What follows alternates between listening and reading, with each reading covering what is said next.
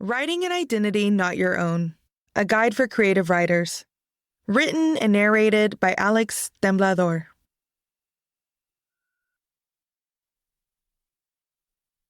Dedication. For folks who are willing to sit in discomfort so they might learn and grow. To the friends who reminded me of who I am when I forgot. For those fighting to make creative writing more diverse, inclusive, and representative. As you read through this book, you will notice that I have used excerpts from creative writing works as examples. Some of these examples are from books written by authors writing characters with identities different from their own.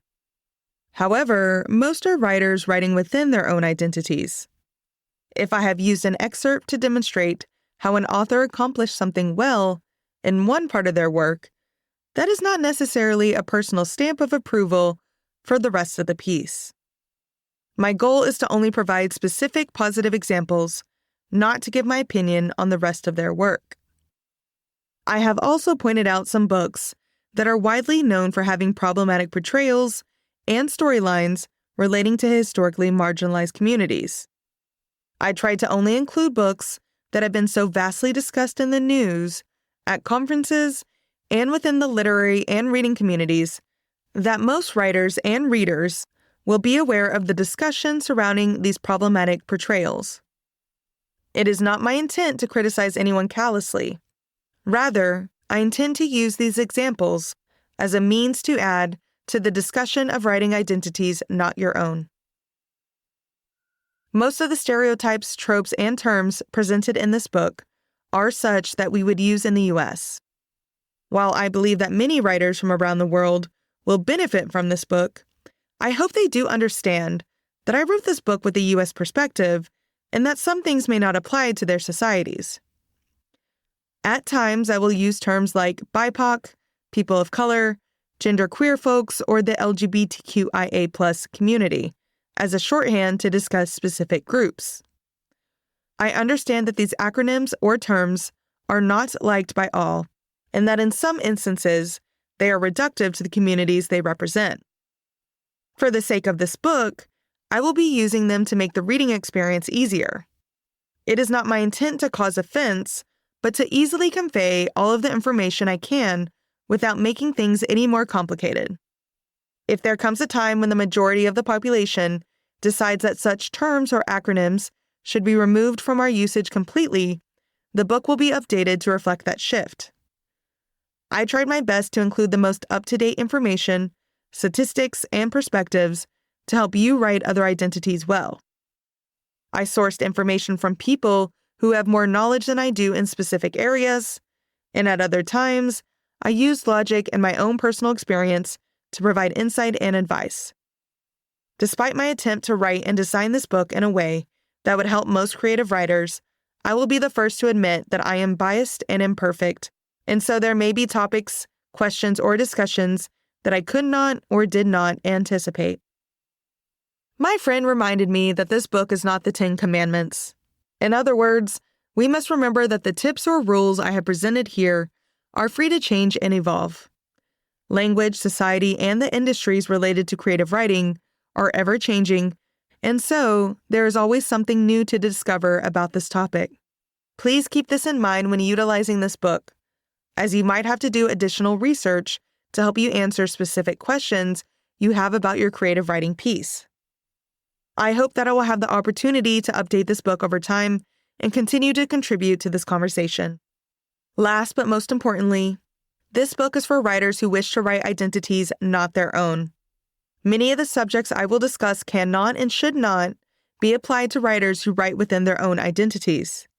For instance, if a writer of color wishes to write a story about someone with their same racial or ethnic identity who goes through a struggle similar to one they have faced or could face in reality, we would not call that trauma porn.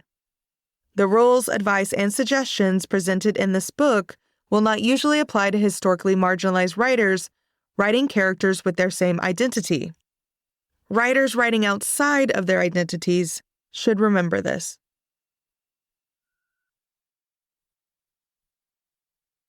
Introduction. My journey to writing an identity not your own. Identity has always been at the forefront of my mind. It had to be when kids didn't believe that my Mexican-American father and white mother were my parents, or that my lighter-skinned mixed brother was my full-blooded sibling.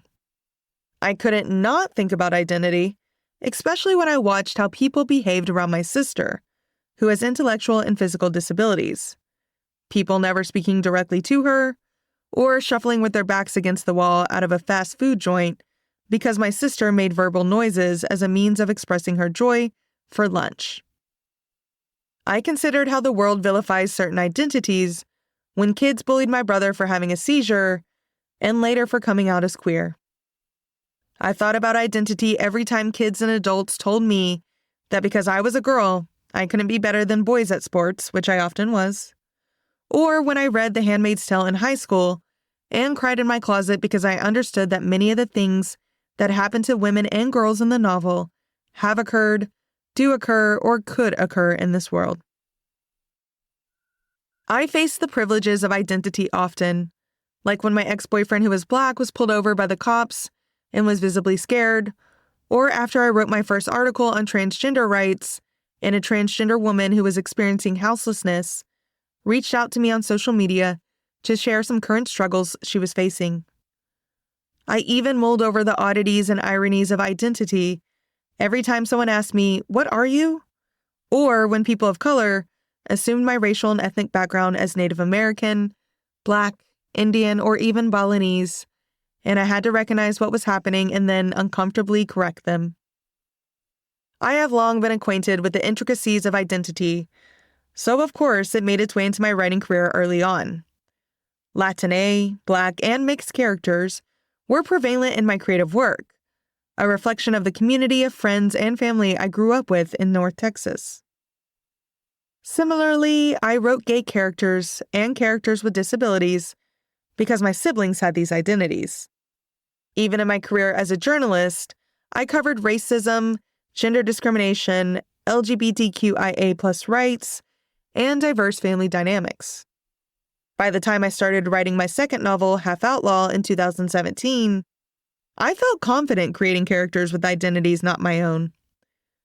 That confidence increased by the time my literary agent took Half Outlaw out on submission to publishers in 2019, because within those 2 years, I'd written even more articles on diversity, inclusion, and equity, and I felt assured that I was crafting holistic and authentic characters with historically marginalized identities.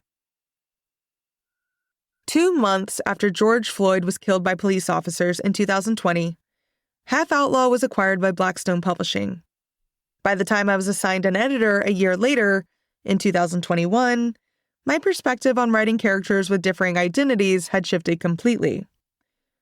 Between 2020 and 2021, our society began picking apart the nuances of prejudice and biases, learning new vocabulary concerning discrimination, and educating ourselves about the ways in which these things unconsciously crawl into our thoughts, behaviors, and writing. I'd been a part of the conversation myself. Editors at magazines had asked me to write articles on topics relating to diversity, and others had invited me to join national and international panels, both as an author and a freelance journalist, to offer my insight and advice on how we could diversify the publishing and journalism industries. In that time, I won a Bessie Award for the most impactful piece of writing for an article I wrote for Condé Nast Traveler titled "Questions Every Anti-Racist Traveler Should Ask on a Trip," and spoke to countless associations and organizations, as well as at conferences on how to make libraries, schools, publishing, newsrooms, tourism, the outdoors, design and architecture, and art scenes more inclusive and equitable.